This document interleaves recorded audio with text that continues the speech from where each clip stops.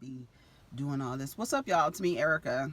It is Tuesday, April 2nd. We are already in April, Aries season. Just really wanted to come in and say what's up to you guys. Go ahead and like, subscribe, and comment and let me know that you stopped by, and so we can have a conversation. You know, I don't even know. They were just going to talk about a couple of things. I did want to talk about quickly what happened on Sunday to Nipsey Hussle. He was shot and killed on Sunday in front of his store in the Hyde Park area, Crenshaw and Slauson area, really literally around the corner from my grandmother's sister's house, like literally around the corner from Marathon. Luckily, they have everything was caught on the surveillance camera that was across the street, pointed directly at the storefront. So they caught everything on surveillance. They have somebody that they've named as a suspect already. A lot of people were saying that, whenever someone dies, there's never going to be everybody that's just going to be like, upset about it. There are going to be people who are happy about it. There are going to be people who are sad about it. And there are going to be people who are just indifferent, like, oh, okay, well, like there was a rumor that a YouTuber had completed suicide. And some people were just like, oh, okay. And some people were really upset about it. And some people were probably like, oh, well, So no, there's never going to be an outpour of all of one type of feeling when somebody passes away. The reason why this was so difficult is because he was actually doing something. He was actually making an impact, a positive impact in his community. I think a lot of people are critiqued when their impact is not that, when they have a negative impact or they're infamous for something, and people start remembering them. But he was shot, it says 6 times. I unfortunately saw the surveillance video. It was very hard for me to watch. I only could watch it once. It was just really hard for me to watch. Just understanding where he's from, and in terms of the geographic, and being from Los Angeles, and then just being out there. I don't know. It's just I have a lot of emotions where it comes to that, because it's like he was doing something positive within his community, within Los Angeles, Crenshaw and Slauson, just like right there, just right there. And, hopefully they catch the person. I'm glad they got a surveillance. The whole thing, like literally the whole thing was captured on surveillance, which is wonderful. It's just sad. He's done so much for the community, so much in terms of, he owned his own masters. He's always been independent. He's always preached about Black economic independence and Black economic empowerment, and empowering our own people, buying the block up. People are like, he should have left the hood. Why did he stay in the hood? And it's like, it's sad. It's like a double-edged sword. It's just like, because you don't want to abandon the people that you love. This is your neighborhood. This is your tribe. This is your community. You don't want to leave it. But, a lot of the times, because of the situations that our community is in, a lot of people live in a place of lack, and they don't want other people to have what they can't have, or they can't have access to. He was really making it a way for us to understand where we need to be visible, like creating a science, technology, engineering, and math program for children, and then also creating an art walk or an atmosphere where it's an open air museum being developed in Los Angeles in the Crenshaw district. So it's like, he was doing a lot of things. He wasn't, nobody's perfect, and he did have some views that I don't agree with. in terms of, wanting to include Black people, but then also leaving out LGBTQ community. But he did address that in the Breakfast Club interview. If you want to go see it, so that you can see what he said in response to an Instagram post. But at the same time, again, there are going to be some people who are just like, okay, he died. And then there's some people that he was, you can't deny that the positive impact he was making in his community and for his community. And it's unfortunate that he died in front of or on the block that he's trying to buy and trying to build. But it's also symbolic at the same time. He was 33 years old. And just really, just really walking the walk. And for somebody like that to be murdered, shot in the head, for somebody to say, you know what, I don't really fuck with him. I really want to remove him from the world. I really want to take what he's done and what he's doing and remove that energy from the world. That's why I say it's a double-edged sword, because I could see it if it was somebody in the community who was terrorizing the community, who was a detriment to the community, who had a negative impact on the community, who's having a negative impact on the community, right? That I could see that. I can see someone wanting to eliminate that energy, right? But with somebody who is lifting up people, supporting people and encouraging people, that's not like why would you want to remove that energy from the atmosphere? Why? So, I wrote this yesterday, because I was talking to a friend. I was talking to Charles, and we were just talking about this, because when it happened, it's like really shocking for me. I had to stop, because I was just like, wait a minute, Nipsey Hussle got shot? Wait, what? And I'm just like, wait, what? And then I'm thinking, then like a few minutes later, it was like, he's dead. And I was like, wait a minute, no, what? And I'm just thinking about, as soon as somebody said he got shot, and I'm online, I got a notification. I'm like, all of the things, I'm thinking about all of the things that he's done, all of the things that he's doing, all the positive things that he's doing. And then I'm thinking about life and how we're here for such a short amount of time. And it's not really the length of time, right? It's really what we do. But I just had some thoughts, and in regards to that, on how I feel about, I just said to Charles, I'm in disbelief, because I have this feeling that his life path was supposed to end when it did. And then a feeling of sadness because of the work he was doing and speaking about. It seems that when people have the most impact, they die early, and it's really right on time. Hopefully he touched the right people who cared about community with the same passion as he did, and will continue to build in honor of him.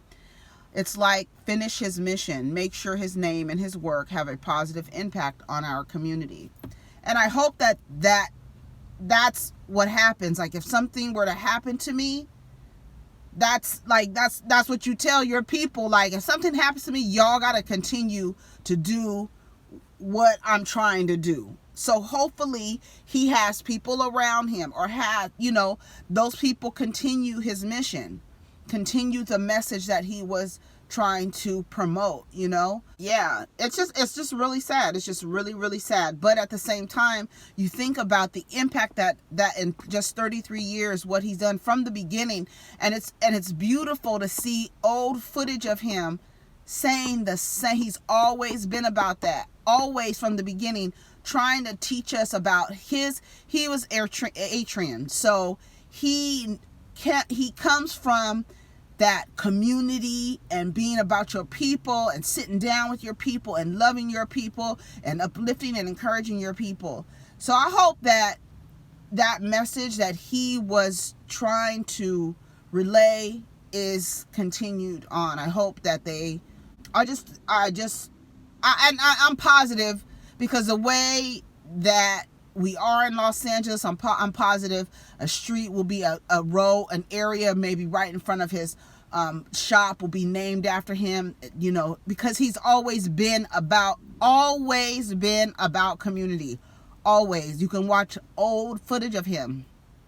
It makes me sad because you know what your mission is. He was a Leo. You know what your mission is. And once you realize what your purpose and your mission is, you just got to keep going and going and going. So hopefully, again, that people take his mission and continue to spread the word that he wanted to spread. So hopefully. Woo, that's enough of that, child. Please, I'm trying to hold back the tears. So Omari Hardwick, is that his name? They were at the NAACP Awards, the Image Awards, with Beyonce and what's his name? J0e. They were there. I believe they were presented an award. I didn't watch the awards. Honestly, I didn't know that they were on, to be honest. I just saw the pictures. I was like, oh, okay, the Image Awards going on. Thanks for letting me know, because I didn't know. He kissed her twice. She didn't look comfortable. She looked uncomfortable. She didn't look comfortable. First of all, she don't want to be there. That's one. She doesn't want to be there. I've always thought that Beyonce suffered from some type of social anxiety. She just always looks very uncomfortable. She just looks uncomfortable around, like, it's just too many people. And then, like, I think there's this thing where people believe like they can touch you without you giving consent to touch. You know, she didn't even hug him. He grabbed her, hugged her, put his head, like, said something to her. She looked like, okay. And then, like, she was holding on to him with one hand.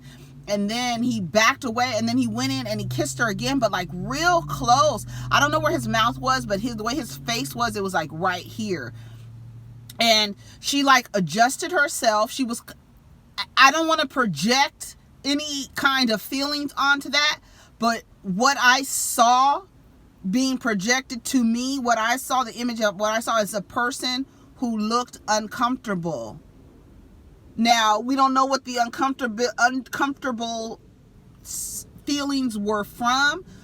Was it because she was uncomfortable because she likes Omari Hardwick and it was like, oh my God, I got to get myself together? Or was she uncomfortable because this man violated my space twice, and then my husband is standing here? My husband doesn't, he's not the most secure person. Like, I don't know. Like, she didn't look comfortable. I don't know what the uncomfortable feeling was, but what I've seen and what I've observed when people look uncomfortable, she was demonstrating that to me. I don't like, a lot of people are like, so, because when I made that statement, somebody was like, well, it looked like her pussy got wet and she couldn't contain herself. I said, okay, that didn't look like, if that is what it looks like for you to be aroused, you look visibly uncomfortable, and you're aroused instead of like a smile or a smirk or a hair flip. She was trying to get herself together. I don't know what that was. So I don't know. What did you guys think of that? What did you guys think of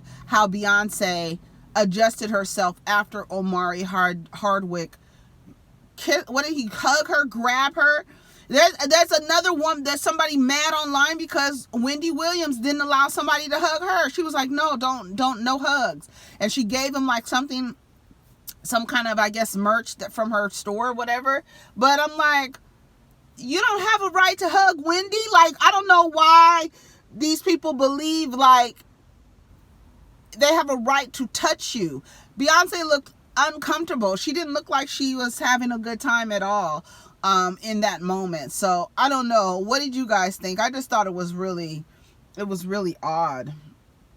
The way she looked. She just didn't look. I don't have to play it again, do I? You guys know what it looked like. And then this stuff with Joe Biden coming out, all of these things. Y'all, like, I think everybody, see, here's the thing. I think everybody was waiting until here's the thing. It's a double thing. You want people to know what he's done to you, Joe Biden. I'm talking about Joe. I'm going to skip to Joe Biden now because he's a little handsy too. And I was talking to Justin about this, saying that these men who have been deemed attractive by the majority of women in society. Now, there's going to be 1, 2, or 3 that say Joe Biden is not handsome. Omari Hardwick is not handsome. But there are more women saying that they're handsome than they're not. Okay? So I know there's going to be one person saying, I don't think he's handsome. I don't think he's cute. Okay, great. But there's a majority of women that says that Joe Biden is conventionally handsome. Omari Hardwick is fine as hell. I don't give a damn what anybody says. He is a nice looking man. No, he's not married to a black woman. I already know this. He doesn't change the way he looks. Still an attractive person.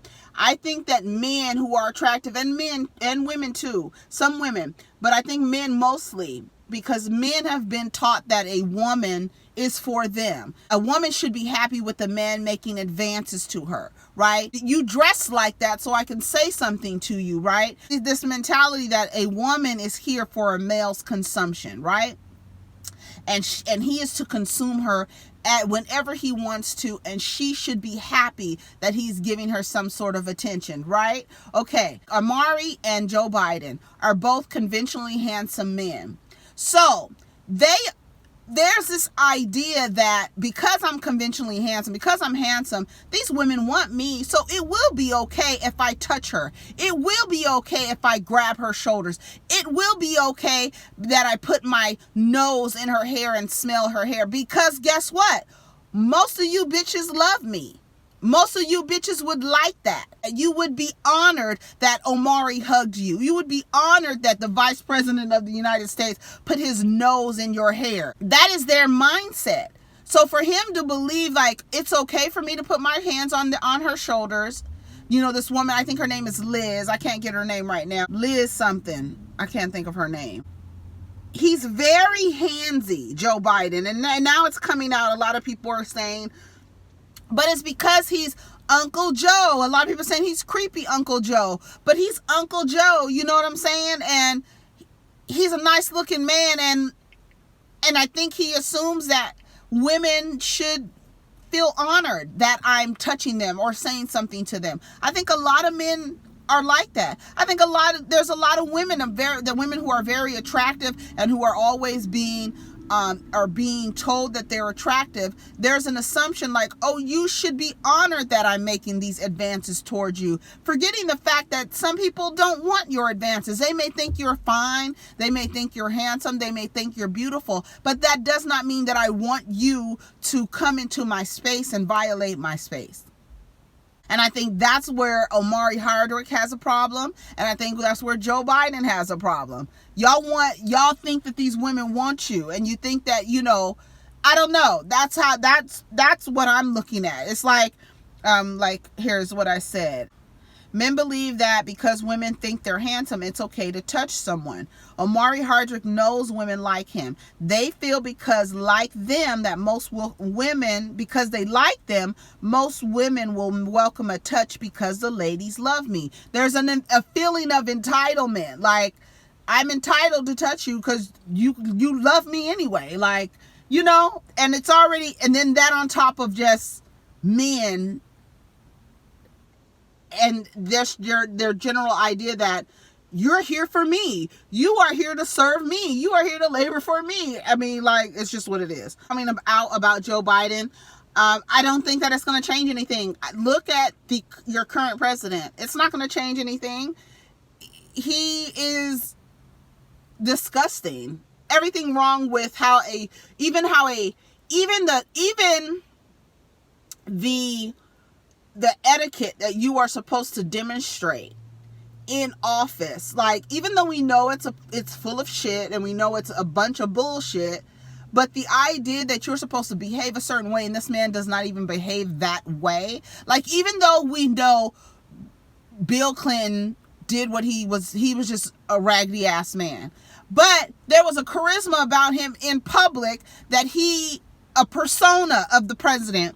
And we know it's fake, but even he can't even, like this guy here, he can't even be fake about it. He can't even be fake about it, and he still was allowed to be placed into office. So if you say that, I think it's unfortunate that Joe Biden feels like he is entitled to touch women and to be handsy with women. I feel bad that Omari Hardrick feels the same way. He said it wasn't anything. Yes, it wasn't anything to you, but you can't just grab people and hug people. You don't know how she felt. You don't know where she's coming from. You don't know what she's dealing with. That it's like my intentions were bad still, but you, in this day and age, you just can't grab a woman and bring her into you and then bring her into you twice again. We're not doing that. I don't give a damn who it was, Beyonce or whoever the fuck. I don't care. The fact is, you are not entitled to just grab people and hug you, whatever your intentions were or not.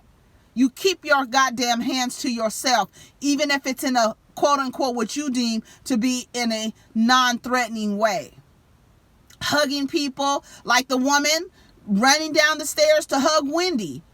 That's non-threatening, but you still wanted to hug me. No, you can't hug me. I don't do that. Like, you guys don't know what people have been through. You don't know people's life, and they shouldn't have to stay in the house to avoid people disrespecting their boundaries. Like, it's just what it is. Omari Hardrick get Beyonce's consent to kiss her. Like, can I give you a kiss? No, you can't give me a kiss.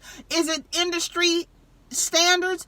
Okay, what is industry standards? Okay, because a lot of that is getting people in trouble. Y'all need to change the standard. It's not the standard. Just because it's the standard doesn't make it right. The standard needs to change. If you want the culture to change, the standards need to change. Because the culture is going by what the standards are. What do we agree upon? Oh, when we see each other, we greet each other with a hug and a kiss. We greet each other with a handshake. We greet each other by hugging each other. What's the greeting? What's the standard? So we know in society how to operate. This grabbing people, y'all got to get out that we got to change the standard. You can't just be grabbing folks. You just can't do it. You just can't do it. You just can't do it. Anyways, what else is going on? I with the Beyonce thing, I just said she looks visibly uncomfortable. I don't think that was okay. I'm just looking at it again. She looks like she's getting her hair together, pulling her hair back. I don't know if she caught the camera looking like catching everything, but she just looked like kissing on the cheek. Let me see. He walks past her. Oh, he comes up to her, kisses her on the cheek once, and then tells her something and kisses her on the cheek again. And she's looking like, okay, She looked like she wanted to wipe her face. Like, honestly, she looked like she wanted to wipe her face. Let's see. August Alsina exposes his affair with Jada Pinkett Smith, honey. Those two Virgos. Let me tell you something. Everybody, we have been saying that. We have been saying August Alsina and they're a little too cozy and a little too close. But again, we don't know y'all been having rumors about Will and Jada's relationship forever. So we don't know what their relationship is like, and we don't know what's allowed and what isn't allowed. I think we got to get away from that. Like, okay, that might be okay in their relationship. She might be okay with that. He might be okay with whatever it is. They might be okay with it. We can't think of these boxed in type of marriage standards that people have been told to abide by. We have to understand that people design their marriages and their relationships the way that they want them designed for them and their happiness and what works for them. It may not work for you. It may not work for the next person. It may work for somebody else. But what I've seen, what I could see, what they show us and what's being shown to us from them, they look like they are demonstrating a healthy relationship in terms of like the wholeful, like they seem to be well aware of what the hell is going on around. They seem to have a sense of awareness about the world. Even the way that Will was talking to Jordan before she went on the Red Table Talk. Like, you did something wrong. I'm keeping you honest. You did something wrong. You got to eat it. You got to face the music. You did something wrong to people that you care about. Like, there's an awareness there. So if she's messing with August Alsina, I guess he put it in a song or whatever on a show, because you don't want the world to know that you lost a man who loved you all along. He might. I mean, he's a Virgo, she's a Virgo, child. Ain't no telling. I said it from the beginning. I said they look real close. They look real cozy, real cozy. It's like a different kind of cozy. and he was going through issues. I don't know. I don't even want to say, because I could totally see it. Like I saw it. Like I saw the way that they, even at that Red Table Talk, the conversation was way more familiar than just, oh, he's a friend of the family. Unless that's how deep and vulnerable they get with all the members of their family. And that's actually pretty dope, if that's okay. I saw this woman proposing to another woman by getting down on her knees. I don't like it. I don't like it. I don't like anybody. I don't like why, like, okay, here, it's a woman proposing to another woman. I don't know if you can see it. Oh yeah, you can see it.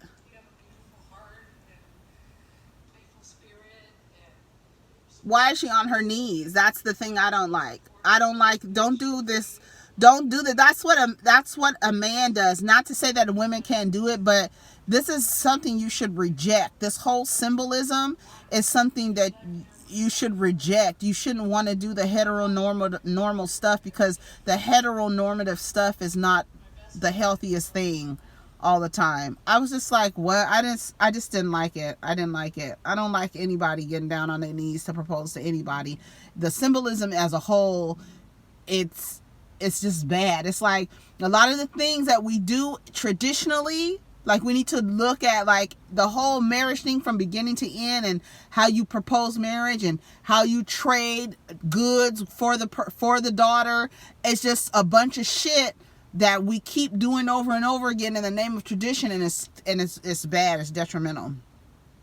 I just said sometimes I cringe when I see gay folk doing heteronormative things. Why would she get down on one knee and propose marriage to another woman? That whole display should be rejected. Does this woman know what that symbolizes? Like, get up off your knee, girl. No, don't do that. I don't want that. What do you guys think of that?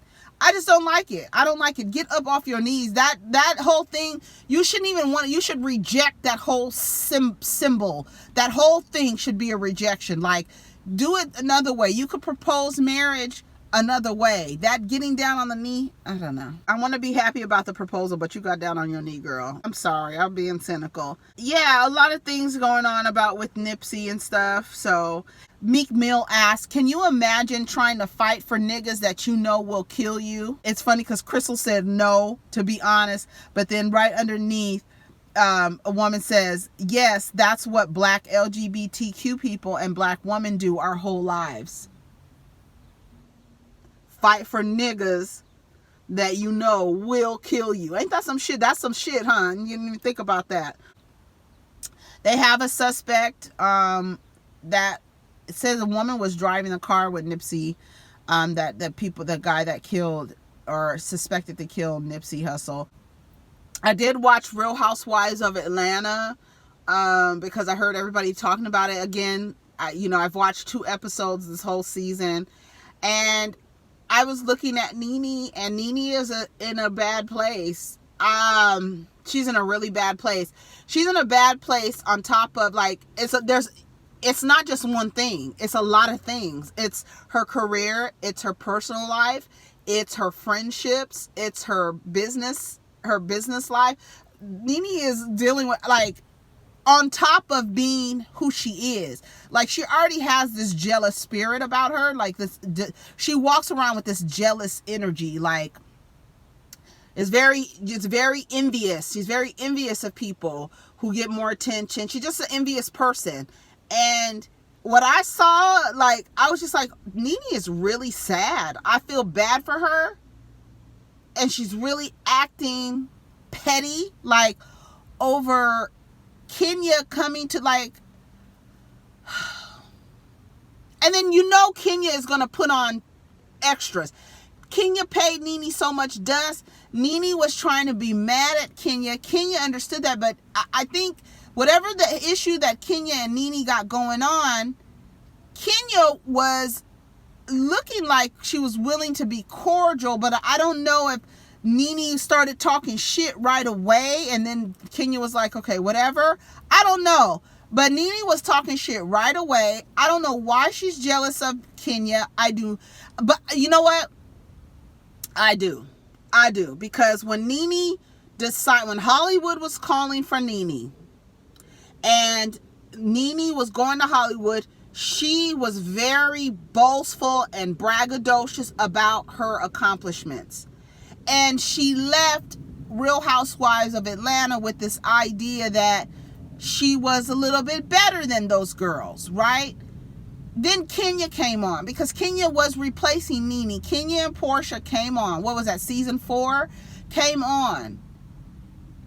Quickly, whether you like it or not, Kenya became a show favorite, whether you hated her or you didn't like her. Nene did not like that. She was really replaced successfully because the numbers show that the ratings went up when Kenya was there. When Kenya wasn't on episodes, the ratings were down. But Nene, then Hollywood stopped calling.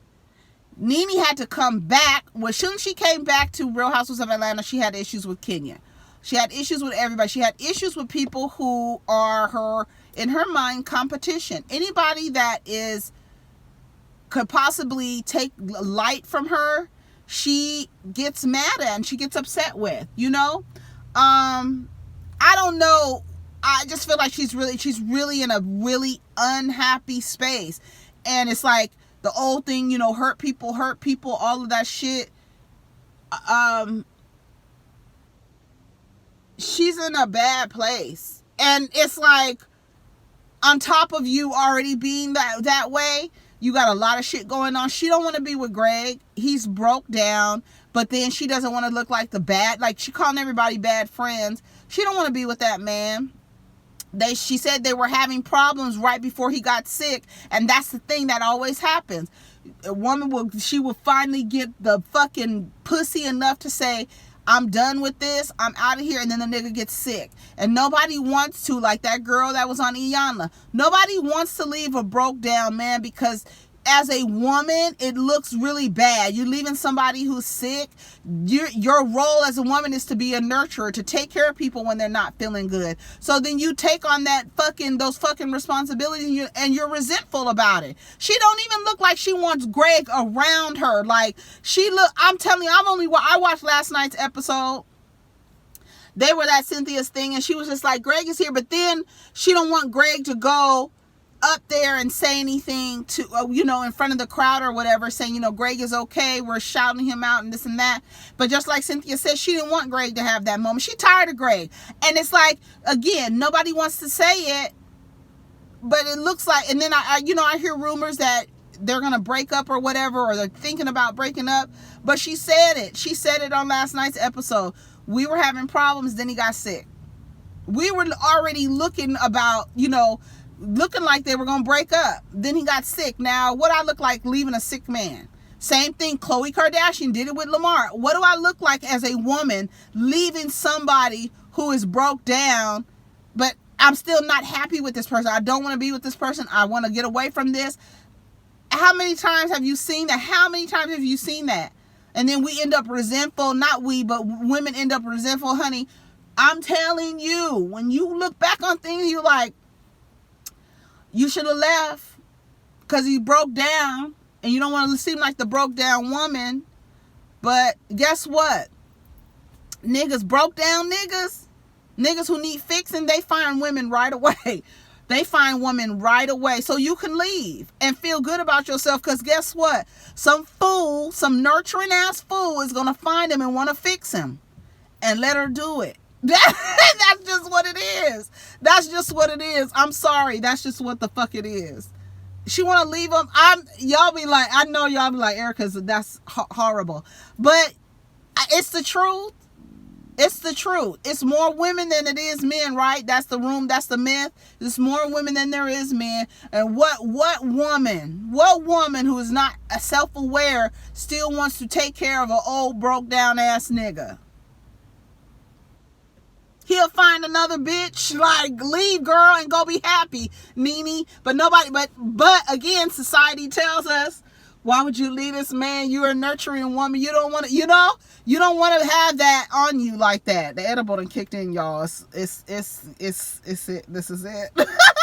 This is it. I watched Love and Hip Hop. What is that called? Love and Hip Hop Atlanta last night. When Mama D, okay, so this is it. This is what I'm gonna have to realize. I'm just gonna suspend logic, and I've said it 500 times. I'm just gonna suspend logic when it comes to Love and Hip Hop Atlanta, and I'm going to enjoy myself and be entertained, because Mama D, when she called Bambi's mother Thunder Thighs, what's Thunder Thighs doing downstairs? I said, Mama D it's just so fake. The whole thing is fake. Like, it's fake. It's contrived. Why are you upstairs on the phone calling Scrappy? Scrappy looking like, it's fake. The music, they got funny music playing in the background. It's a show. Like I said, I was laughing so hard at that exchange between Mama D and Bambi's mother. What's her name? I can't think of her name. But when she called her Thunder Thighs, I must have slid off the couch, baby.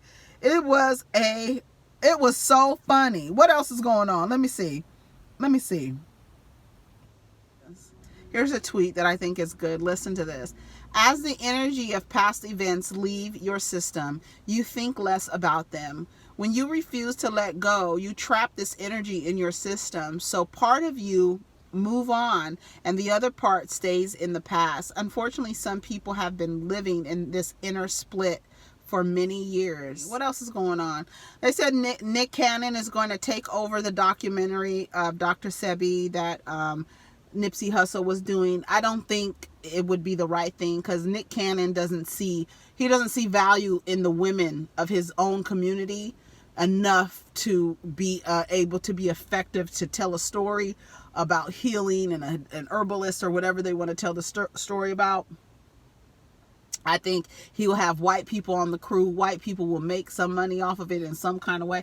I just don't trust Nick Cannon with anything related to our community. I just don't trust him. He doesn't see value in black women, so he can't be a leader. If you do not see value in black women, you cannot lead anybody, any group, unless you just want to lead men and other men who don't see value in black women, then that's good. But guess what? Anything you attempt to execute will not be birthed, period.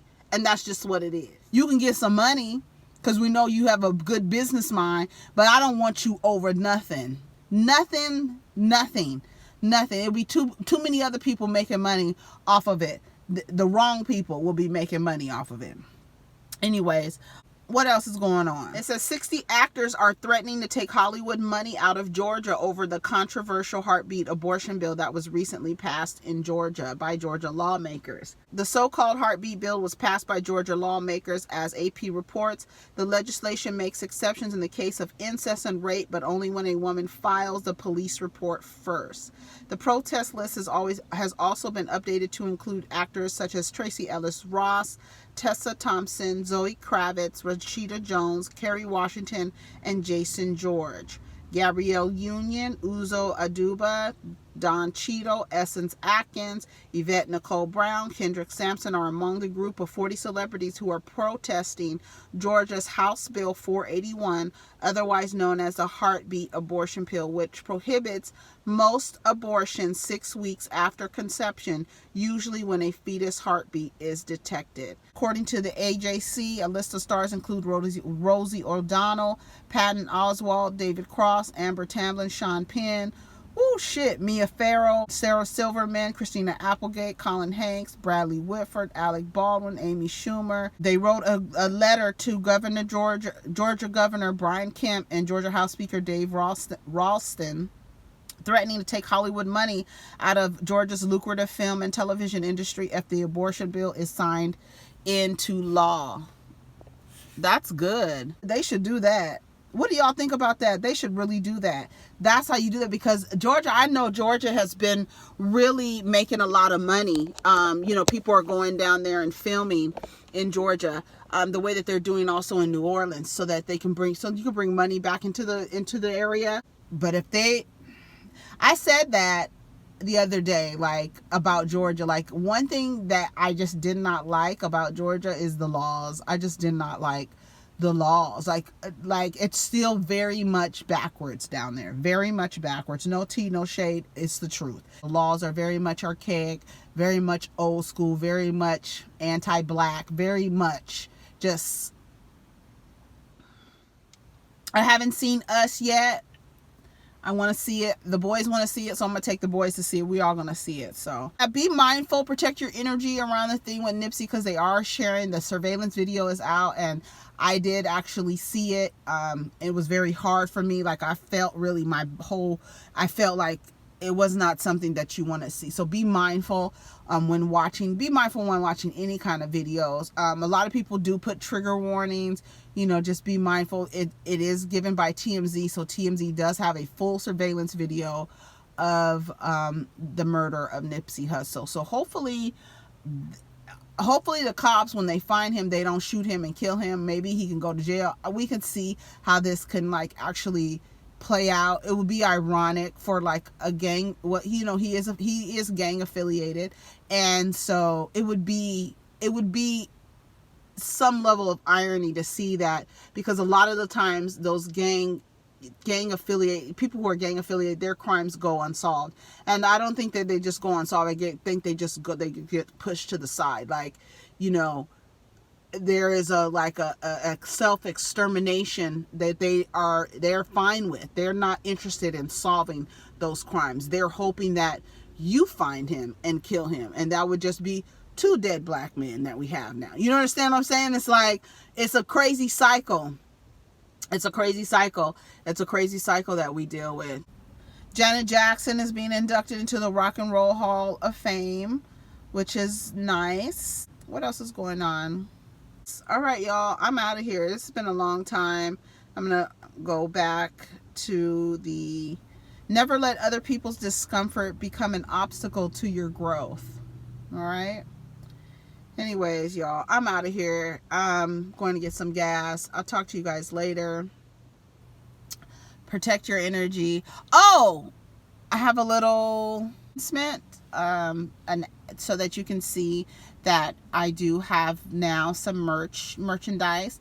Let me tell you something. I have hoodies, sweatshirts, t-shirts, pillows. I'm going to add some stickers, but they say protect your energy. They say take care of each other, support, uplift, encourage, and keep each other honest. But my favorite ones are the pillows, because the pillows say protect your energy on one side and take care of each other on the other side. And they come in all colors, like all pretty colors, like so pretty. Remind me of the chakras. It's just so pretty. Pretty oranges, pretty yellows, pretty blues, pretty greens and pinks. Really pretty. So go check them out. I'm going to put the link in the description box. I appreciate your support in advance. Thank you so much. Anything else? All right, if that's nothing else, then we're going to go. I'm going to go to the gas station and get some gas. Thank you guys for stopping by. Thank you guys for watching all the way to the end. Take care of each other and protect your energy. Peace.